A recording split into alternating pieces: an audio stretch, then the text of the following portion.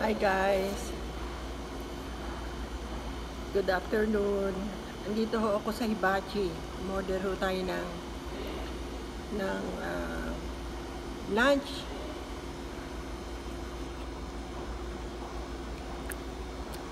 Merong pansit. Kain ho tayo.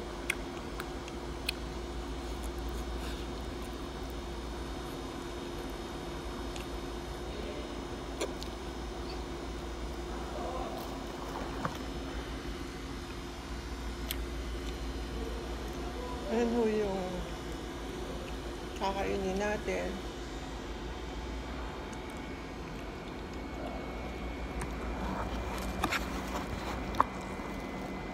At gusto kong mag-thank you sa inyo dahil yun yung video ko sa kahapon. Dami ho atang nanood. Thank you ho.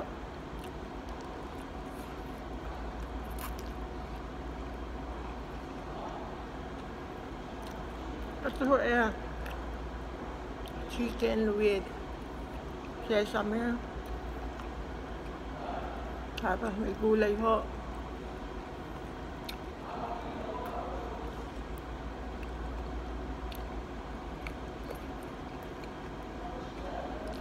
Lumabas ho ang lola nyo ngayon. Pinikap ko ho yung mga gamot ko sa pharmacy, yung maintenance ko. Tapos, nagkarga ho ako ng gas sa sasakyan ko.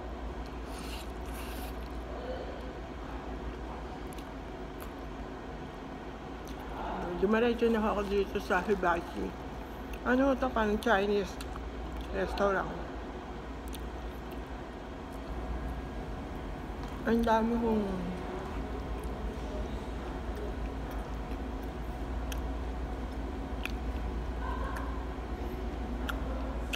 chicken na nilagay. At talagang nasabi ko sa inyo, pag umorder ako, hindi ko naman nauubos so lahat. Mga kalahati lang ho nito.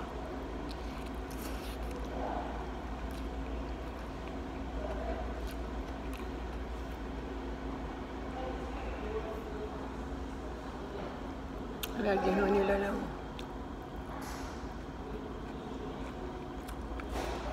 vegetable, repolyo.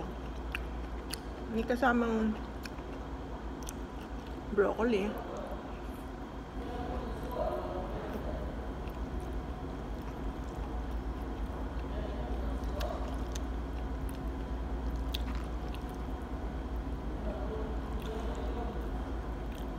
Ayan ho.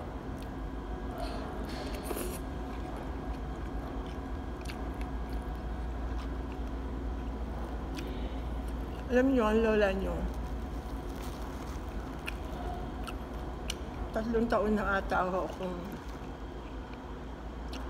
nagbablog. Tapos, ang topic ko lang ho yung mga ginagawa ko ng isang retired tulad ko. Kung minsan, tumitigil ho ako. Yung kaibigan ko ho si Jessie ng Denmark, lagi ho ako nire-remind noon, wala kang vlog ngayon.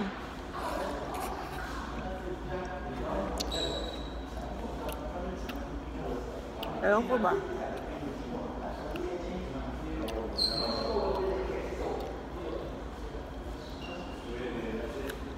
Ewan o, sinisipag-sipag ang lola nyo. Nakaka-inspired naman ho na siguro ho dahil ang topic ko Taco Bell. Ang dami ho nanood.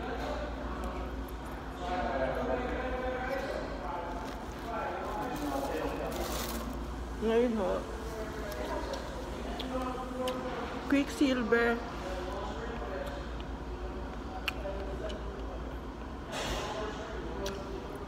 ang pinuntahan ko. Marami hong nakain dito. Kasi reasonable ho niya. Yung price, hindi nagbabago pa. Yung mga ibang food store, medyo talagang mahal na ho.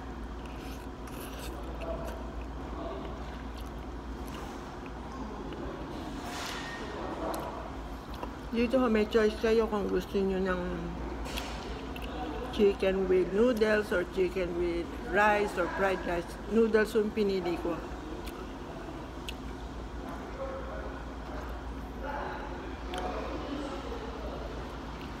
Alam nyo ho, ako,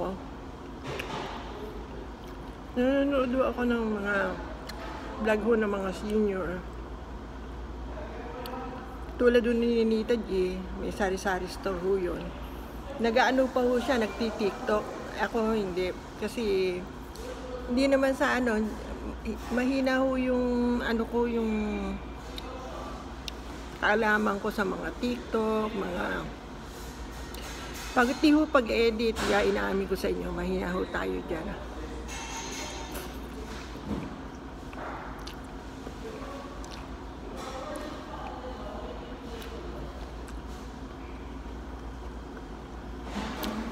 Ang hindi ko ho, manood ng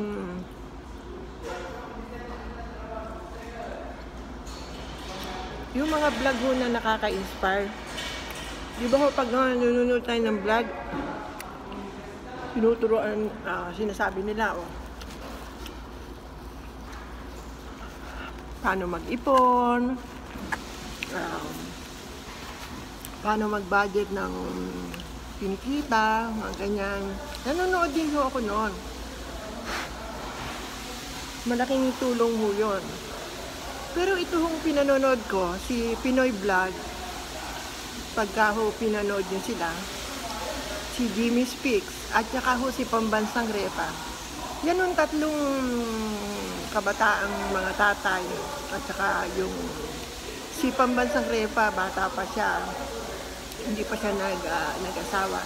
Kung panonoorin nyo ho yung tatlong yan, makikita nyo yung sipag ho at tiyaga. Ibig sabihin, hindi sila nagbablog ng step by step, paano ka asenso, paano ka aangat ang buhay mo, paano magsumikap. Pinapakita ho nila daily. Bago unti-unti makikita nyo, talaga ho masisipag. Kumikilo sila ng maaga, pinapakita rin nila yung normal na takbo ng buhay.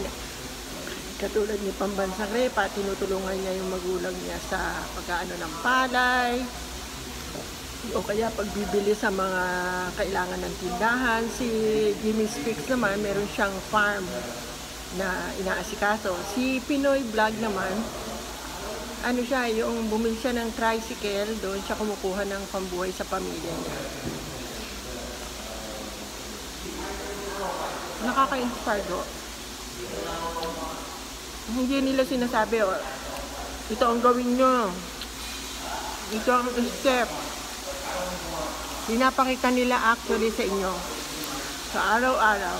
Kung pinanood nyo yung vlog nila, kung ano may daily na ginagawa nila sa pang-araw-araw.